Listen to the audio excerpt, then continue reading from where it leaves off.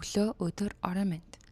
Өнөөдөр бид тансаг хэрэглээ, амжилт, чанарын бэлэг тэмдэг болсон нэгэн эзэнт гүрний тухай ярих гэж байна. Энэ бол Луи Виттон. Та энэ нэрийг сонсоод юу төсөлдөг вэ? Тансаг цүнх, өндөр үн, магадгүй дэлхийн хамгийн баян хүмүүсийг төсөлдөг баг. Гэхдээ энэ брендийн цаана жинхэнэ урам зориг өгөх адал явдалтай түүх байдаг гэдгийг та мэдэх үү? Тэгвэл хамтдаа Луи Виттон хэрхэн жижиг тосгоноос дэлхийн ноён оргил болсон түүхийг сонирхцгаая. Одоогоос 205 жилийн өмнө Луи Виттон 1821 оны 8 дугаар сарын 4-нд Францын Анши хотод ядуу мужааны гэр бүлд төржээ. Түүний амьдрал тийм ч амар байсангүй. Хойд ихтэйгээ таардаггүй байсан тул тэр ердөө 13хан настайдаа гэрээсээ зогтож Парис руу явахаар шийдэн ямар ч мөнгөгүйч аялалд гарчээ. Тэрээр Парис хүртэлх 470 км замыг 2 жил гарангийн хугацаанд явган туулж замдаа хоолны мөнгө олохын тулд таарлцсан бүхий л ажлыг гол чилэлгүй хийж унтах боломжтой бүхэл газраар хоног төрүүлж байв. Энэ л түүнийг хатуужилтай нэгэн болгосон байна. Парис дээрээ тэрээр Monsieur Maréchal нэртэй авдар урлагчийг дагалдаж авдар хийхэд суралцаж авдар хийх хурланд нь өдөр шөнөгүй ажиллаж эхэлжээ. Тэр үед хүмүүс ачаа тээвэрлэхдээ асар том маш хүнд авдар ашигладаг байсан учраас ачаа баглах нь том урлагт тооцогддог байв. Яагаад авдар баглах нь тийм чухал байсан бэ гэвэл тухайн үеийн язгууртнуудын даашинз асар том байсан тул тэднийг гэмтээхгүйгээр тээвэрлэх шаардлага гардаг байсан байна. Луийн чанар нарийн хийц үнэхээр дуртай залуу байсан тул бүхий л ажлаа маш нямбай чанартай хийдэг байж. Түүний 16 жилийн шаргуу хөдөлмөрийг бурхан үнэлсэн үү гэлтэй түүний авьяас чадвар Францын эзэн хаан 3 дахь Наполеоны эхнэр Евжений хатны чихэнд хүрч түүний хийсэн авдрыг хараад л шууд таалагдж хувийнхаа ачааг түүнд цагаалдаг болсон байна. Ингээд Луи Евжений хатны хувийн хайрцаг хурлаач болжээ. Энэ нь түүнийг дээдсийн хүрээлэнд орох үүдийг нээсэн юм. 1854 одоогоос 172 жилийн өмнө түүний хувьд маш амжилттай жилүүдийн нэг байлаа. Тэрээр их нэртэй болж мөн өөрийн анхны дэлгүүрээ нээж ачаа тийшээ аюулгүй баглана гэсэн хаяг хатжээ.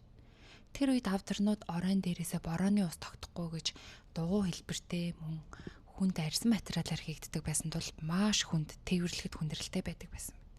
Харин Луи анхны хавтгай ороотой авдрыг хийсэн нь ачааг дээрээс нүүрэх боломжийг олгож үүнээс гадна арьс биш сар лүнгийн ус нэвтрүүлдэггүй материалаар авдраа бүрсэн нь хөнгөн бөгөөд бат бөх болж байв. Энэ шинжилэл нь тээвэрт үнэлэгдэх үед том хувьсгал хийжээ. Үүнээс хойш баян хүмүүс, язгууртнууд бүгд Луи Виттоныг сонгодог болжээ. Түүний анхны зорилго бол luxury буюу тансаг хэрэглээ биш, хэрэгтэй, практик, удаан эдлэгээтэй зүйл хийх байсан байна. Энэ философи нь Луи Виттоныг өнөөдөр ч амьдралд ойр брэнд байлгаж байна. Түүний авдарнууд буюу одоогийн хэллэгээр чемоданууд нь далайгаар, цөлөөр, ширэнгэн ойгоор явж дэлхийг тойрч байна. Луи Виттон гэдэг нэр айжмаар аялал, тансаг байдал, статус гэсэн үгтэй ижил утгатай болж эхэлсэн юм. Луи Виттон брендийг анх celebrities буюу олонний танил хүмүүс биш, дэлхийн хаад язгууртнууд л хэрэглэж эхэлсэн байна. Түүний туулсан бүхэн багтсан байт. Бизнесээ эхлүүлээ 4 жил болж байтал Франц Прусийн дайнд игдэж түүнийг сүйтгэж өргөжээ. Түүний хийсэн бүхнийг нь сүйтгэж өргөж. Тэрхүү дайн Францын эзэнт гүрнийг юу ч үгүй сүрүүлсэн билээ. Гэвч дайн дуусахад тэрээр бууж өгөхийг хүсээгүй. Харин ч хамаг цаг хугацаа хүч хөдөлмөрөө өөрийн дэлгүүрээ дахин сэргээхэд зорьцуулсан байна. Үүнээс хойш 20-од жилийн турш тэрээр өөрийн урлагаа аз жаргалтай, амжилттайгаар ажилласнаар 1892 оны 2 дугаар сарын 27-нд насан эцэслэх хүртэл дэлхийн хамгийн чанартай тансаг зэрэглэлийн аяллалын цүнх авдруудыг урлан зарсаар байсан юм байна. Луиг нас барсны дараа түүний хүү Жорж Виттон Ауда зориулж дэлхийн хамгийн анхны дизайнер лого буюу бидний маш сайн мэдэх алдарт монограм логог зохиосон. Франц хэлээр шатрын хөлөг эсвэл шок гэдэг утгатай Дамьехийн өнөөдөр тансаг зэрэглэлийн цүнх ачаа тийш гоёл чимэглэлийн салбарт брендийн гол нүр царай болон танигдж байна. Дамьехийн бор өнгөтэй энэ Дамье Эбен цагаан болон цэнхэр хосолсон тэм зунлаг өнгөтэй Дамье Азио мөн саарал эрэгтэйчүүдийн өнгө болсон хар саарал өнгийн графит нэртэй төрлүүдээр дэлхийд алдартай байна. Дамье болон монограм хийг Цохоосон гол шалтгаан нь ердөөл хуурамч бүтээгдэхүүн хийгчдээс хамгаалах явдлаас юм байна.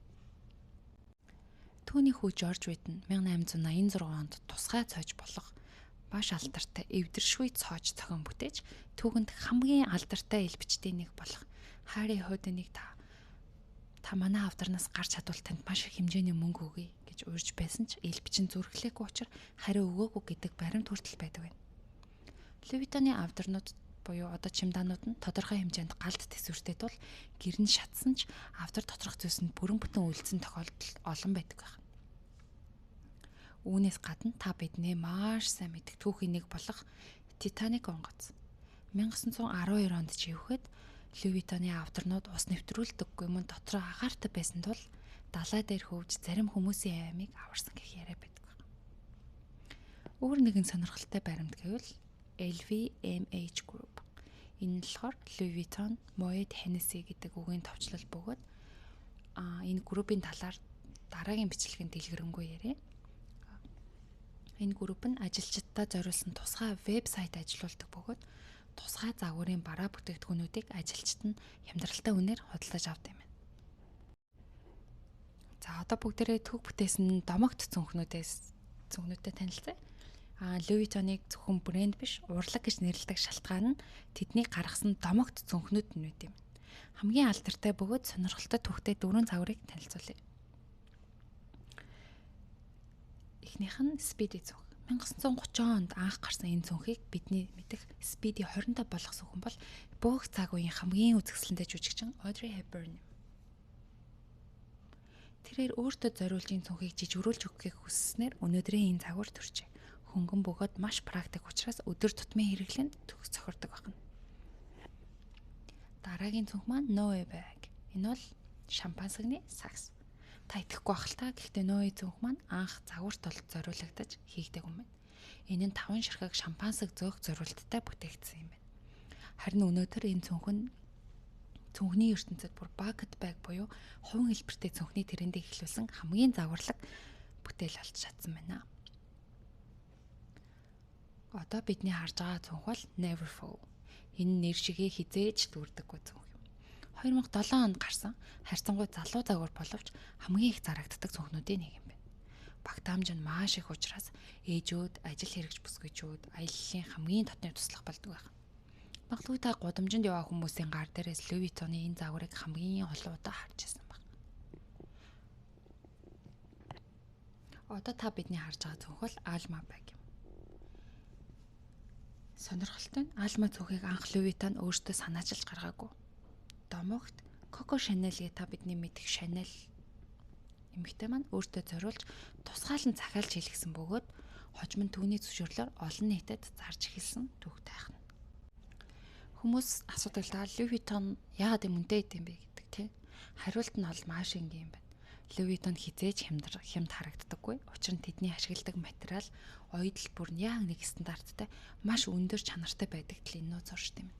Хэрвээ та Louis Vuitton-ы барааг хямдралаар авсан гэж сонсч байсан бол энэ нь хуулих бараа байх магадлал маш өндөр юм. Тэд барааныхаа үнцнийг хадгалахын тулд жил бүрийн эцэст зарагдаагүй үлдсэн барааг зүгээр л шатааж устгах юм байна. Мөн ганц ч оёдол тутахгүй гэдэг зарчимтай тул бүх бүтээгдэхүүнээ яг энэ зарчмын дагуу уралд юм. Хэрвээ та Louis Vuitton-ы цүнх авбал оёдол бүрийг нь тоолоод үзээрэй. Цүнхний хоёр талын оёдол нь яг ижил тоотой бас тэг шимтэй байх ёстой. Өөр нэгэн сонирхолтой баримт гэх юм бол Louis Vuitton-д ердийн утгаараа үйлдвэр гэж байдаггүй юм байна. Тэдний бүтээгдэхүүнүүдийг машин биш, харин насаараа мэргэшсэн чадварлаг гар урчууд гар аргаар хийдэг. Тэм ч учраас Louis Vuitton-ы цүнхийг үйлдвэрийн бүтээгдэхүүн биш, урланд бүтээгдсэн урлагийн бүтээл гэж нэрлэдэг. Ганцхан цүнхийг л бэлэн болгоход маш олон хүний хөдөлмөр, олон зуун шат дамжлага ордог. Бариул бүрийг нь бэхлэн, оёдол бүрийн миллиметрийн зөрөөгөө тааруулах нь математик шиг бүр нарийн тооцоолол шаарддаг. Таны барьж буй цүнх зөвхөн брэнд биш, харин хүний гараар бүтсэн үнц нь гэдгийг тэд ийхүү баталж харуулдаг юм байна. Өнөөдөр Louis Vuitton зөвхөн загварын брэнд байха болжээ. Энэ бол соёл, технологи, спорт, тэрч байтугай хоол урлагийн нэгдэл болсон байна. Дэлхийн аваргын цом. Та үнийг мэдгүй. Хөл бөмбөгийн дэлхийн аварга шалгаруулах тэмцээний алтан цом дэлхийн хааж ивсэн Луи Виттоны тусгай дахиалж хийлгсэн хайрцаг тээвэрлэгдэж явд юм байна. Энэ бол дэлхийн хамгийн үнэтэй, хамгийн нэр хүндтэй ачаануудын нэг юм байна. Мөн тансаг хэрэглээ технологитойгоо нэгтгэж тэд $3,000 орчим долларын үнэтэй Tambor Horizon ухаалаг цагийг гаргажээ. Мөн тэд зөвхөн цүнх зардаггүй. Осака, Сөүл зэрэг дэлхийн томоохон хотуудад тэдний тансаг зэрэглэлийн ресторан, кафенууд ажиллаж байд юм байна. Мөн үүнээс гадна Парис дахь тэдний музейн барилга нь өөрөө урлагийн бүтээл, архитектурын гайхамшигыг харуулж чаджээ.